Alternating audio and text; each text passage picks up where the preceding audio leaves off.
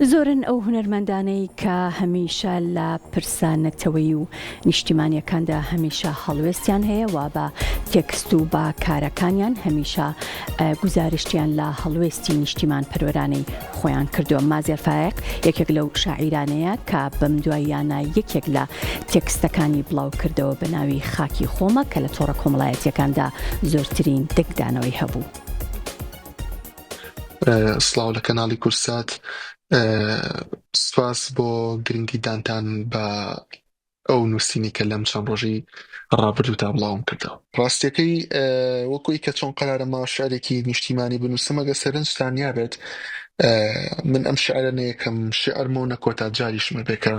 شعری نیشتیمانی بنووسم. هەڵبەت شعری نیشتیمانی بەشێکی گرنگ و دانەبڕاوە، پایەکی گرنگە لە شعرەکانی من، جا لە ڕووی پیا هەڵدان و وەسفکردنی هەر پارچەیەکی کوردستان و نیشتیمانەوە بێ یاخود باسکردن لە مەعانات و ئازاری گەل و خەڵکەکەی بێت و هەر شتێک کە بوو بێ بە دیاردە لە کۆمەڵگەیە یاخود هەر ئازارێکە بێت. هەوڵم داوە من لە شعرەکان مەرجەگی بکەمەوە بە هیوام هەموو ئەو شعرانی پێشترم کە دەربارەی هەر شارێکی کوردستان بوو بێ، دەربارەی هەر ئازارێکی کورد بوو بێ لە هەر جەیەک پەیامەکە وەک خۆی گەشت بێت و جێگەی خۆی کرد بێتەوە و جێ ڕەزامەندی و جێی سەرنجتان بوو بێت. و من حەزم نەکرۆ بەڕاستی ئەوەشم بیر نەچێ تەنها وەکو شاعیری دڵداری بناسێم و شعرەکانم بچێتە ناو خەڵکە و تەنها شاعری دڵداری بێ، وەکو هەر شاعیرێکی کەڵە شاعیرێک و با بڵێن هەر قەڵەم بەدەستێکی پێشتر، وەکو شێرکۆی مەزن نووسەری گەورە، وەکو مامۆستا بەختیار عەلی. بەڕاستی ئەمانە بە هیواین ئێمە بتوانین بۆ ڕێچکەی ئەوانە بڕۆینەوە کە هەمیشە ئازار و مەعاناتی گەل و نیشتیمان لە شعرەکانیانە دیارە. ئەگەر کەمێکیش بێ ئێمە بتوانی بێتمان ئەوە بکەین و ئەو پەیامە بگێنین و لە دێڕێکە ئەوە جێ بکەینەوە، بۆنا زۆر شانازیەکەین و بە هیواین توانی بێتمانەوە بکەین. ڕاستیدا بۆ ئەو بابەتی کە ئازاری جوتیارێک جێی بکەمەوە لە تێکستێکمە، ئەوە بۆ من گرنگە کە بابەتەکە چییە، ناوەڕۆکی بابەتەکە بۆ من گرنگە. ئەگەر کەمێک بینە دوا سێری وێنەکە بکەین بە گەورەتر،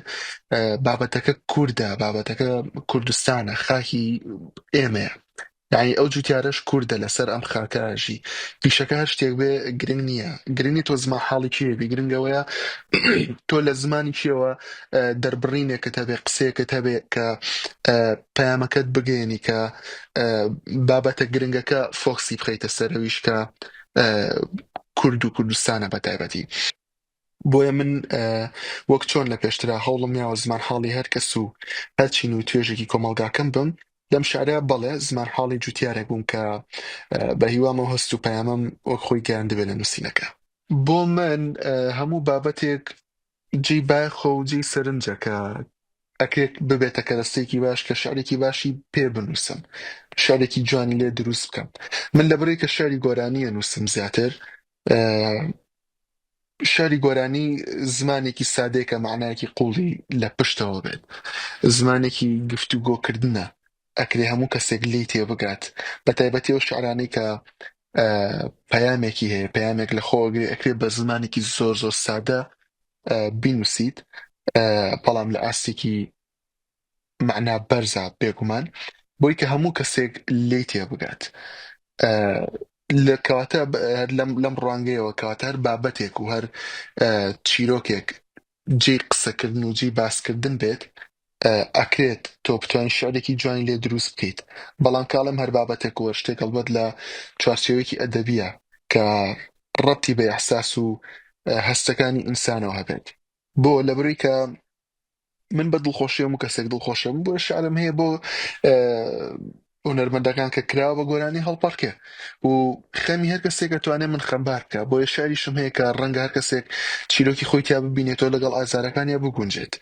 لە ڕۆ دڵداریەکەوە تۆ ئەکرێت کەمێک خۆت بخەیتە جێی ئەو کەسە زمان حاڵی ئەو بیت لە شعرەکە باشە، بەڵام بەداخەو کاماڵم لە بابەتە نیشتیمانەکانی ئەو ئازاری کە بەردڵی هەر کوردێک بکەوێ هەمومان ئەگرێتەوە بێجیاوازی. زۆر پێویست ناکە خۆت بخەیتە جێی ئەو، چونکە ئەسڵ خۆشت لە هەمان شوێن و بارودۆخی ئەوەیت. ئازاری نیشتیمان ئازاری هەمومانە بێگومان. بەڵام بابەتەکان هەندێک جار کە دووبارە ئەبنەوە یاخود لەسەر بابەتێکی دووبارە نووسیت، ئەوە زۆر زۆر گرنگە کە کەوتۆتۆ سەرەوەی تۆ وەکو نووسەرێک تێڕوانینت بۆ ڕووداوەکان یاخود بابەتەکان و چیرۆکەکان چۆنە ئەکرێ بابەتێکە بێ سەدان شعر و نووسین دەربارەی نووسرابێ تۆ گرنگ ئەوەیە چۆن بتانی بە شێوازی خۆت کە بناسرێتەوە ئەم نووسینە بناسرێتەوە کە هی تۆیە خوێنەرەکانە دووار ڕابین ناو دەیان شعرا ئەوەی تۆ بناسنەوە بۆ جۆرە جێپەنجە و مۆری خۆت دەبێ ئەوە زۆر گرنگە بەڕاستی و بە هیوام شارەکان لەو ئاستەیە بێت و یاخود ئەو هەدەفەمان پێکار بکە بناسرێتەوە و تێڕوانینمان و یاخود دەربڕینمان جیاواز بووی بۆ بابەتە دووبارەکانیش نەکرد هەر بابەتێکی تازە بێت پرسە نیشتیمانیەکان خۆی لە خۆی واجبێکی ئەخلاقی و ئینسانیە بەڕاستی کرێوای بێنینە بەرچای خۆمان کە چۆن بڵێ هەمومان لە کەشتیەکەین کە ئەگەر خوا نەخواستە نقم ببێ هەمومان نق ببین بۆ گەر بگاتە کەنارێکی ئارامیش هەمومان لە ئارامیین خۆشگوزەرانی هاوڵاتیان نیشتیمانەکەم بەرمنیشەکەی و هەمومان پریشکی باش بوون و خراپی و دڵتەنگیوانی ترمان بەرەکەوێ منیش شعر لەو کۆمەلگایە وەرەگرم بەڕاستی لە ئازارەکانی ئەوان لە دڵخۆشی ئەوان لە چیرۆکەکانیان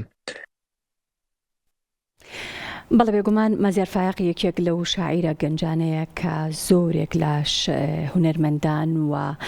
گۆرانی بێژان تێکستە شعریەکانی دەکەنە بەرهەمەکانی خۆیان و دەربارەی تێکستەکانی داهاتووی و هەروەها ئەم تێکستەشی پەیامێکی تری هەیە بابەیەکە و گوێ لێ بگرین